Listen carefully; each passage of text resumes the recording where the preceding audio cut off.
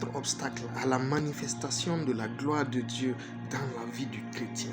Le chrétien, c'est un être surnaturel et naturel à la fois, dont le milieu de ces deux natures est contrôlé par l'âme. Lorsque l'âme passe en mode surnaturel, notre vie est surnaturelle. Lorsque l'âme passe en mode naturel, notre vie est naturelle. C'est pourquoi le gardien de la dimension que nous manifestons en tant que chrétiens, c'est notre âme. Mais il y a 4 obstacles principaux qui gèrent et qui contrôlent la manifestation de notre dimension sur la terre. Nous pouvons à tout instant, lorsque nous allons vaincre ces 4 obstacles, passer en mode surnaturel. Alléluia. Ce premier obstacle, c'est le péché. Le péché nous garde privés de la gloire de Dieu. Romains 3, 23. Il dit, car tous ont péché, sont privés de la gloire de Dieu. Le péché, c'est la transgression de la loi. À chaque fois que nous transgressons la loi de Dieu, personnellement ou généralement, nous sommes privés de la gloire de Dieu. Donc nous restons dans notre nature charnelle, car la chair est l'attente du péché. Romains 8, verset 3. Dieu a condamné dans la chair le péché, ce qui fait que lorsque nous marchons dans le péché, nous demeurons dans la chair, même si nous sommes chrétiens. Le deuxième obstacle, c'est le monde. À chaque fois que nous sommes dans le monde, nous sommes des gens qui restons dans la chair, qui marchons dans le naturel. Les autres font comme ça. Moi aussi, je fais la même chose. Alors, tu restes dans leur monde, tu restes dans leur royaume. Tu ne peux pas manifester la nature du royaume céleste qui est en toi.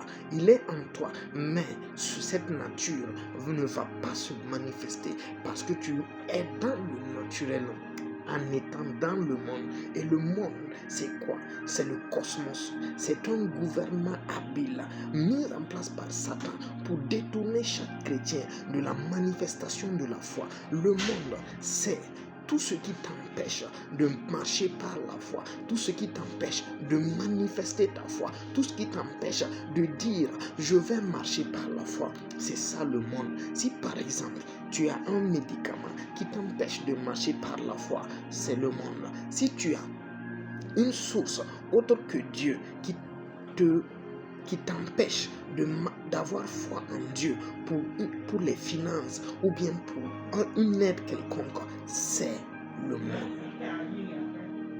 Donc, notre foi doit être appliquée sur la foi et sur la parole de Dieu.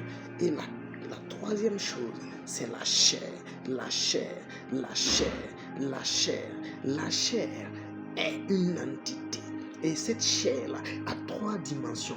La convoitise des yeux, la convoitise de la chair et l'orgueil de la vie. À chaque fois que nous voyons des choses et que nous sommes tentés à désobéir à Dieu pour ces choses, comme ce qui s'est passé dans le jardin d'Éden.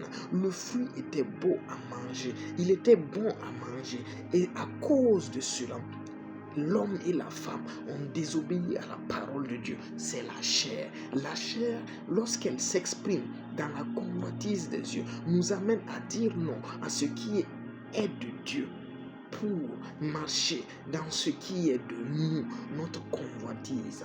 Donc la convoitise de la chair, c'est tout ce qui est idolâtrie, tout ce qui est excès de table, tout ce qui est magie, tout ce qui est dissolution, jalousie, tout ce qui est dispute, tout ce qui a été décrit dans Galates 5, verset 19. Ce sont des œuvres de la chair, et ces œuvres ne doivent plus être manifestes dans nos vies, sinon elles nous gardent dans le monde naturel. Et la troisième dimension de la chair, c'est l'orgueil de la vie. Tout ce qui s'oppose à Dieu, tout ce qui dit je suis trop grand pour cette chose, je suis trop grand pour cette chose, c'est la manifestation de l'orgueil, la manifestation de l'orgueil en nous, et cela nous empêche de voir la gloire de Dieu. Le quatrième obstacle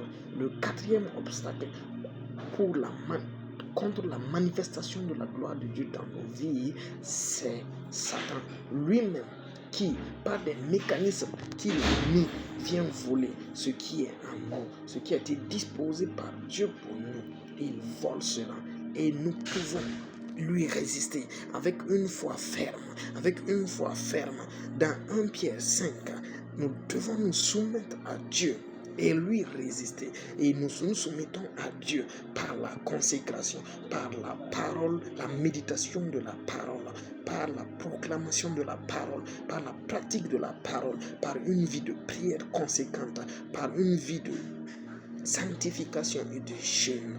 Alléluia, alléluia. Voilà les obstacles à la manifestation de la gloire de Dieu dans chaque vie du chrétien.